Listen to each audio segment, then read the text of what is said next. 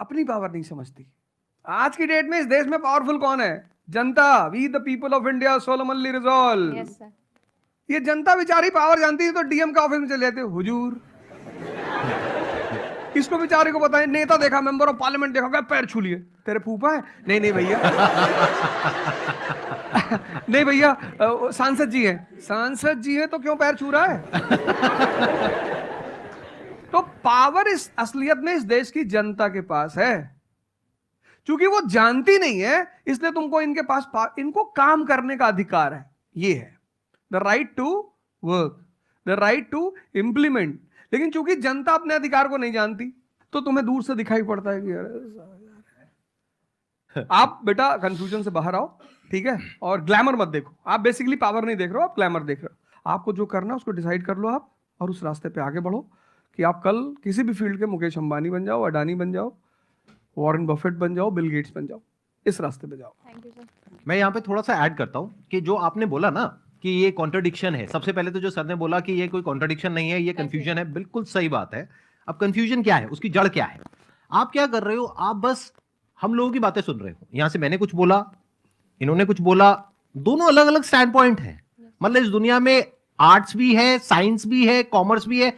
अब आप कहोगे अब तीनों में कॉन्ट्रडिक्शन है। अरे कॉन्ट्रडिक्शन नहीं है, अलग अलग लोगों के लिए अलग अलग स्ट्रीम्स है। डिपेंड्स अपॉन कि आपकी प्रेफरेंस क्या है, आपकी प्रायोरिटीज क्या है। तो आपको तीन चीजें देखनी पड़ेंगी, एक अपना पास्ट, अपना प्रेजेंट और अपना फ्यूचर।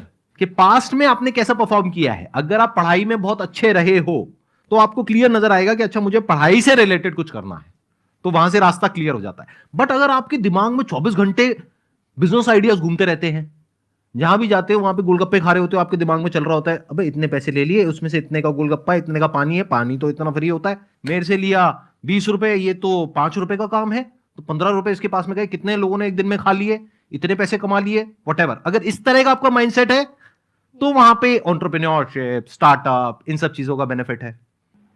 तो हर रास्ता हर एक के लिए नहीं होता है। तो ये आपको कैसे समझ आएगा? अपने पास्ट को देख करके।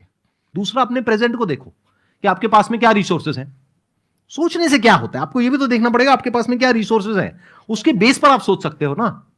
कल को आप कहो कि मैं एक टेलीकॉम कंपनी लॉन्च करूंगी जो कि जियो को कंपटीशन देगी, ठीक है, सोच लो।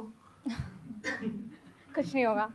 क्या है पीछे, बैकग्राउंड क्या है, आपके पास में क्या रिसोर्सेज है, how are you going to compete. तो आप फालतू में कुछ भी सोच रहे हो ना। तो यहां पे कॉन्ट्रडिक्शन क्या है, कंफ्यूजन क्या है? कुछ भी नहीं। तो जब आपके रिसोर्सेज ही आपको अलाउ नहीं कर रहे वो करने के लिए, तो सोच क्यों रहे हो? तीसरा, फ्यूचर में आप अपने लिए कैसी लाइफ चाहते हो? जैसे सर ने कहा कि पावर नहीं मिलती है वहां पे सर्व करना होता है। इस गलतफहमी से बाहर आ जाओ कि वहां पे पावर मिल जाएगी। पावर तो पूरी की पूरी एक हिरार्की है, जिस हिरार्की में टॉप पर पब्लिक बैठी है, एक्चुअल में वो हमें पता ही नहीं है। हमारे हाथ में पावर है, किसको वोट करना है, किसको पावर में लेकर के आना है। फिर उनकी पावर के अकॉर्डिंग आगे पावर का डिस्ट्रीब्यूशन होता है, पॉलिसीज का डिस्ट्रीब्यूशन होता है, फिर उसको इंप्लीमेंट करना होता है। तो आपको देखना है कि आपको एग्जैक्टली लाइफ में चाहिए क्या है। कि अगर आपका माइंड है बहुत ज्यादा क्रिएटिव, कि आपको हमेशा दिमाग में आइडियाज घूमते रहते हैं कि कुछ अजीब करना है, कुछ अलग करना है, ये करना है, वो करना है, तो फिर वो रास्ता आपके लिए नहीं है। क्योंकि वहां पे आपके पास में पावर नहीं है, रिस्पॉन्सिबिलिटी है। But once you go in the entrepreneurship space, वहां पे रिस्पॉन्सिबिलिटी नहीं है, वहां पे पावर है, पावर टू क्रिएट। अब आपको देखना है कि एट द एज ऑफ 42, 48 आप किसके जैसा बनना चाहते हो। अगर एक टीचर बनना चाहते हो तो ये रास्ता है।